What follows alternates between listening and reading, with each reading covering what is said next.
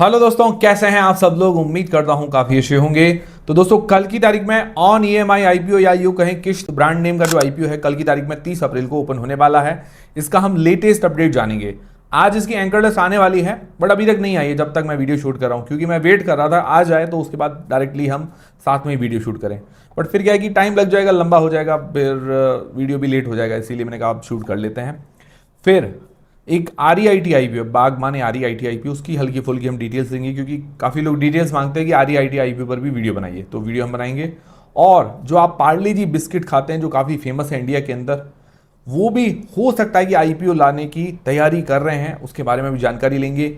Vedanta demerger को लेकर भी लेटेस्ट अपडेट जानेंगे। स्टॉक मार्केट में आज तेजी थी, उसका भी हम लेटेस्ट अपडेट वगैरह जानेंगे इस वीडियो के अंदर। वीडियो शुरू करने से पहले टेलीग्राम, इंस्टाग्राम, व्हाट्सएप, फेसबुक सबकी लिंक आपको डिस्क्रिप्शन के अंदर मिल जाएगी, ज्वाइन कर लीजिए और लिंक से ही ज्वाइन कीजिए ताकि आपके साथ फ्रॉड ना हो, क्योंकि बहुत सारे फेक चैनल्स बन रखे हैं। तो सबसे पहले दोस्तों, ऑन ईएमआई आईपीओ या किश्त, उस आईपीओ की डिटेल्स लेते हैं। तो सबसे पहले बात करें इसकी जीएमपी की। ग्रे मार्केट का प्रीमियम आज की तारीख में 3% के आसपास बता रहा है, लगभग 6 रुपए पर शेयर के आसपास आज की तारीख में जीएमपी बता रही है। वैसे जीएमपी अंदाजा होता है, बट मार्केट में क्या डिमांड वगैरह चल रही है वो सारी चीज़ें जानना जरूरी है। एंकर लिस्ट आज आने वाली है, बट मैं वीडियो शूट कर रहा हूँ तब तक नहीं आई है, तो कल की तारीख में हम आराम से इस वीडियो के बारे में, मतलब एंकर लिस्ट के वगैरह के बारे में डिस्कस कर लेंगे। ठीक है, जानकारी आपको मिलती रहेगी, हमसे जुड़े रहिए, आप टेलीग्राम, व्हाट्सएप चैनल वगैरह पर जुड़े रहिए ताकि छोटा मोटा अपडेट और जानकारी आपको मिलती रहे। फिर दोस्तों, जो एक आईपीओ है 5 मई को ओपन होने वाला है, बाग माने प्राइम REIT आईपीओ।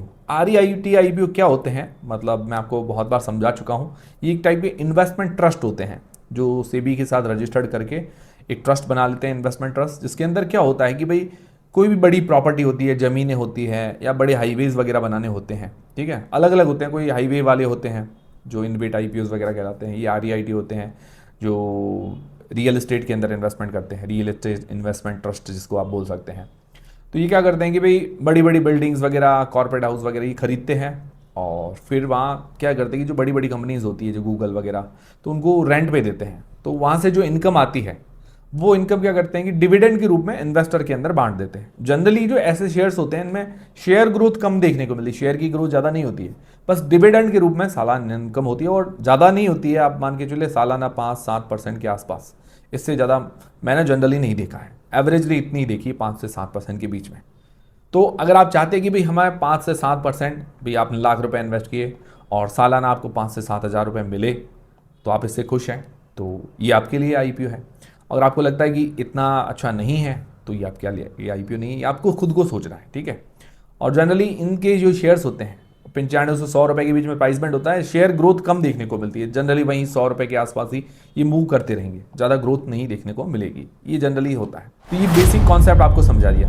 तब ये नया आईपीओ आया, बाग माने REIT, 5 से लेकर 7 मई के बीच में ओपन रहेगा। प्राइस बैंड 95 रुपए से लेकर 100 रुपए के बीच में, जनरली यही प्राइस बैंड होता है। इश्यू साइज है 3405 करोड़ रुपए का, 3405 करोड़ रुपए का। फ्रेश इशू होंगे 2390 करोड़ रुपए के। इसके अंदर भी इन्होंने OFS रख दिया 1015 करोड़ रुपए का। बाग माने कंपनी जो करती है ग्रेड A+ जो बिल्डिंग्स होती हैं, जो बड़े बड़े कॉर्पोरेट हाउसेस होते हैं, वो ये बनाती है, और बड़ी कंपनी जैसे गूगल, अमेजॉन, सैमसंग जैसी बड़ी जो MNC कंपनियां होती हैं, उनको किराए पर देती है। तो ये किराए पर देना, उसके अलावा इसकी मेंटेनिंग वगैरह करनी होती है, जो भी बिल्डिंग वगैरह होती है, और बाकी कुछ इसके प्रोजेक्ट्स वगैरह जो चलते हैं, वहाँ से इसकी इनकम होती है, और जो इनकम होगी सालाना, वो डिविडेंड के रूप में इन्वेस्टर को बांट दी जाती है। ये सिंपल फंडा है इसका। तो ये चीज़ समझ में आ गई? समझ में आई तो वीडियो को लाइक जरूर करें। और पर्सनली मुझे पूछेंगे तो मैं REIT, इनवेट आईपीओज में कम इंटरेस्टेड रहता हूँ, इसमें ज़्यादा कोई बेनिफिट देखने को नहीं मिलता। डिविडेंड वगैरह के अंदर जो इंटरेस्टेड रहते हैं कि भाई जो कम डिविडेंड में हम खुश हैं, तो उनके लिए बढ़िया है।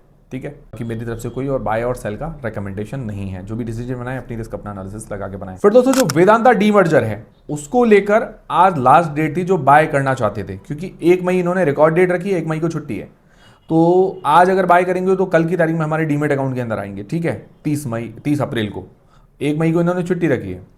तब क्या होगा कि कल की तारीख में अब प्राइस एडजस्टमेंट होकर हमारे डीमेट अकाउंट के अंदर दिखेगा। जैसे 700 से 800 रुपए के बीच में वेदांता शेयर का प्राइस है, तो अभी इसका प्राइस जो एडजस्टमेंट हो जाएगा, वेदांता कंपनी दिखेगी, एक शेयर दिखेगा हमारे डीमेट अकाउंट के अंदर। हो सकता है जो भी इनका प्राइस लगे 300, 350, वो हमें दिखाएगा, और बाकी जो पीछे बचे हुए 4 शेयर्स हैं, वो बाद में 15 से 20 दिनों के अंदर हमारे डीमेट अकाउंट के अंदर दिखाना शुरू कर देंगे, या दिखाएंगे तो हम उसको बाय सेल वगैरह कुछ नहीं कर सकते हैं, वो बाद में फ्लैश होंगे। जो भी इसके अंदर ट्रेडिंग वगैरह है वो बाद में चालू होगी। ठीक है, ये चीज़ समझ में आ गई। कल की तारीख में अगर कोई बाय करता है तो वो सिर्फ वेदांता शेयर बाय करेगा, जो 300 350 वाला शेयर होगा, बाकी वाले शेयर वो बाय नहीं कर पाएगा, वो बाद में मिलेंगे। ये चीज़ क्लियर है, मतलब वो प्राइस एडजस्ट होके शेयर कल की तारीख में दिखाना हो सकता है, शुरू कर दे, और कल नहीं किया तो 2 तारीख को हो जाएगा शुरू, लगभग कल की तारीख में ये आना चाहिए। तो ये चीज़ क्लियर हो गई। और आप में से किन किन लोगों के पास वेदांता शेयर है कमेंट करके जरूर बताइएगा। मेरे पास भी मैंने आपको बताया था पुराने टाइम से काफ़ी शेयर पड़े हैं, काफ़ी नहीं मतलब 100 शेयर है, ज़्यादा नहीं है। फिर दोस्तों बात करें स्टॉक मार्केट की, तो स्टॉक मार्केट के अंदर आज अच्छी तेजी देखने को मिली है।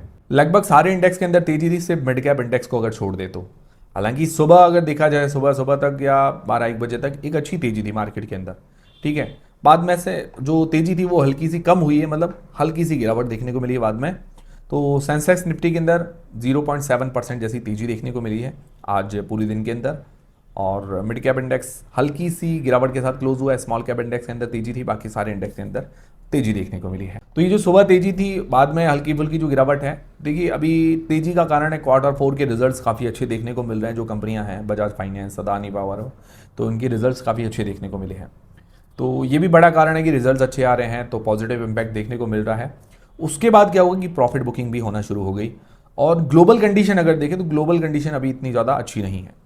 और ठीक है, ये आज जो सपोर्ट आप देख सकते हैं कि इंडियन मार्केट, इंडियन कंपनीज की वजह से सपोर्ट था, बाकी ग्लोबली संकेत वीक ही नजर आ रहे हैं। बाकी आज एफआईआईज की बात करें तो एफआईआईज ने फिर आज सेलिंग की है, 2400 करोड़ रुपए के आसपास की सेलिंग। डीआईआईज ने 2200 करोड़ रुपए के आसपास की बाइंग की है। बाकी कल की तारीख में मार्केट कैसा रह सकता है, तो गिफ्ट निफ्टी और ग्लोबल मार्केट को देखते हुए लग रहा है बियरिश मार्केट ही नजर आ रहे हैं, और साइडवेज या थोड़ा बियरिश ही है।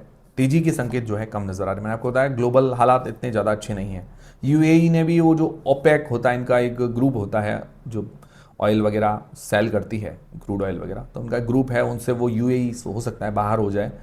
और इससे क्या होगा कि वो अपने हिसाब से ऑयल वगैरह सेल कर पाएगी और अपने हिसाब से डील कर पाएगी, जितना ऑयल निकालना निकाल पाएगी। इनका एक ग्रुप होता है, वो क्या करता है कि तय करते हैं कि भाई इतना तेल आप निकालोगे, इतना सेल करोगे, ये प्राइस रहेगा ऐसा। अब हो सकता है थोड़ा बहुत प्राइस में फ्लक्चुएशन देखने को मिले, ठीक है। तो ये थे सब अपडेट्स आईपीओ वगैरह के और मार्केट के। अब दोस्तों जो आईपीओ है, नया एक आईपीओ आपने नाम सुना होगा, पार्ले जी बिस्किट आपने खाए होंगे, उसकी जो कंपनी है पार्ले प्रोडक्ट्स, ऐसी मार्केट के अंदर न्यूज़ है कि ये अपना आईपीओ लाने की तैयारी कर रही है।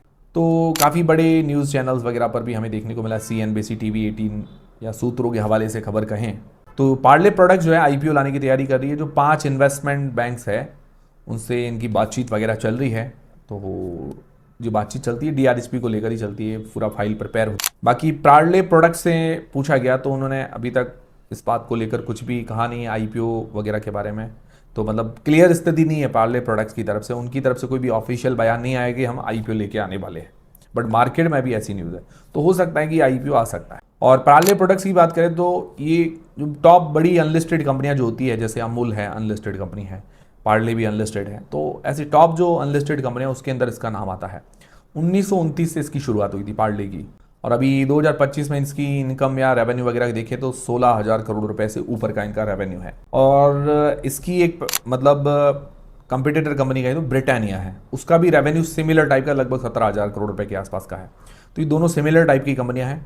ये आईपीओ दूसरा अगर आगे ये लिस्ट होता है तो दोनों में काफ़ी कड़ी टक्कर देखने को मिलेगी और लोगों को दूसरा ऑप्शन भी देखने को मिलेगा बिस्किट सेगमेंट के अंदर। और ये आईपीओ कैसा हो सकता है, ये अगर आईपीओ आता है तो देखिए ये 100% OFS हो सकता है, क्योंकि जितनी भी हिस्सेदारी है पूरी वो मतलब प्रमोटर जो है पार्ले के जो फैमिली है उनके पास ही है, किसी और का इन्वेस्टमेंट वगैरह इन्होंने नहीं लिया है। तो जो होगा वो OFS वगैरह होगा, जो भी है जो लिस्टिंग के फ़ायदा उठाते हैं वो यही करेंगे, उसके अलावा और कुछ नहीं होने वाला है।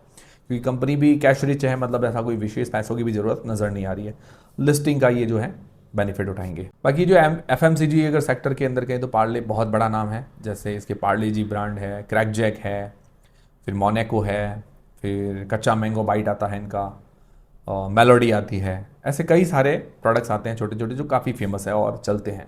पार्ले जी बिस्किट तो बहुत ज़्यादा चलता है, मेरा भी फेवरेट है। तो अगर ये आईपीओ आता है तो अच्छी बात है, बट अभी तक ऑफिशियली इनकी तरफ से कोई बयान नहीं आया, ठीक है। मार्केट में ऐसी न्यूज़ है तो मैं सोचा कि भाई आपके साथ भी न्यूज़ शेयर कर दूं, क्योंकि आईपीओ से रिलेटेड ही है तो न्यूज़ शेयर करना जरूरी है, जानकारी होना आवश्यक है। तो ये थे दोस्तों सारे आज के अपडेट्स। उम्मीद करता हूं हमारा वीडियो, हमारी जानकारी आपको काफ़ी पसंद आएगी, हेल्पफुल तो वीडियो को लाइक जरूर करें, चैनल को सब्सक्राइब कर ले। मिलते हैं दोस्तों अगले वीडियो के अंदर। और दोस्तों ये जो पार्ले जी आईपीओ आ रहा है, आप इसके लिए एक्साइटेड है या नहीं है, कैसा आईपीओ हो सकता है, मतलब ये चलेगा नहीं चलेगा, कमेंट करके मुझे जरूर बताइएगा। मिलते हैं दोस्तों अगले वीडियो के अंदर।